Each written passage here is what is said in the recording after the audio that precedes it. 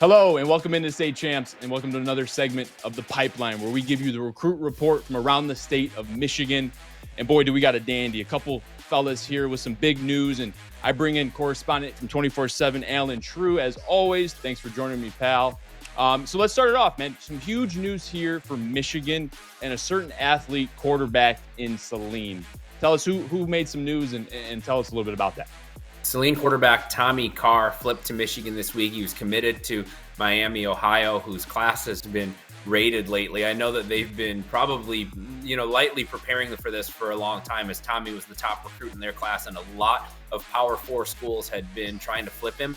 But it took a school like Michigan, where he has some obvious family ties, grandfather being Lloyd Carr, father Jason played quarterback in the University of Michigan. Obviously, his older brother CJ is at Notre Dame now, but a lot of Michigan ties. So once Michigan came through with an offer, it was a fairly easy choice for Tommy. They have a quarterback committed in the class already from out west, Brady Smigel, but he's injured, and so they needed to bring in another quarterback, and Tommy was the guy after a fantastic senior season and career.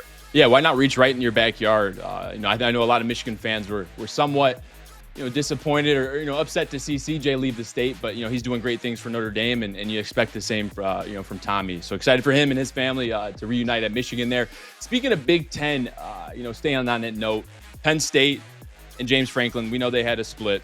James Franklin is now at Virginia Tech, and they sometimes say, hey, the player is going to commit to the school or the coach, and we're talking about Benny Ezuika here from Catholic Central. And he's got an offer from James Franklin, Alan. Do you see this as maybe he could entertain this as, hey, I'm going to follow my coach? Or is he looking at this like, hey, I'm just going to entertain the coach that previously offered me?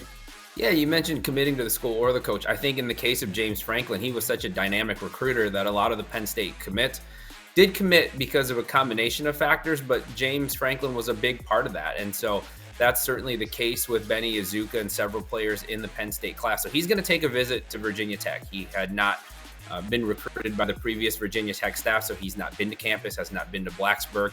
So he's going to go give it a look, taking an official visit there this weekend. I think there's a good chance he tries to join Coach Franklin at Virginia Tech, but once things stabilize at Penn State, then I'm sure that staff will make a run at him. He also took an official visit to Cincinnati recently, so Benny's got some options on the table. And oh, by the way, CC is still playing, so he has to figure all this out while chasing a state championship as well. But Virginia Tech jumps in the picture, and they are certainly a factor in it.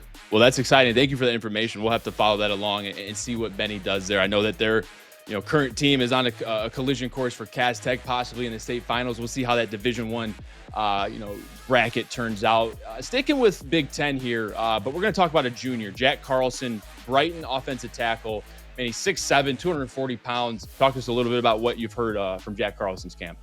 Yeah, Jack was originally recruited more as a defensive end, but schools really like his ability, I think, to grow into an offensive tackle, and he played that more this season. And so Michigan State has come in with an offer. As you mentioned, 6'7", 240 pounds, which some have said it seems a little light from offensive tackle, but when you consider that their current left tackle, Ashton Leppo, he was about that size when he was a junior in high school. Cole Chewins was about that size when he was a junior in high school. Michigan State has had a lot of success with players with this type of frame. So he'll be 270, 280, 290 in a hurry. No question about that. He grew up a Michigan State fan, has had several family members go there. He's not quite ready to shut things down yet, but it is clear Michigan State's an offer he's wanted really since childhood, and they're going to be a major, major factor as this recruitment continues.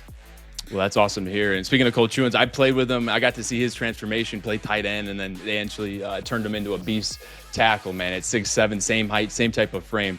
That's awesome. I mean, this is a great Big Ten roundup here. We talked Michigan, Penn State, and we finish off with Michigan State. Everyone, thanks for tuning in. He's Alan Trieu. I'm Grant Perry. That was another episode of The Pipeline where we give you the recruit report. Thank you. Catch you next time.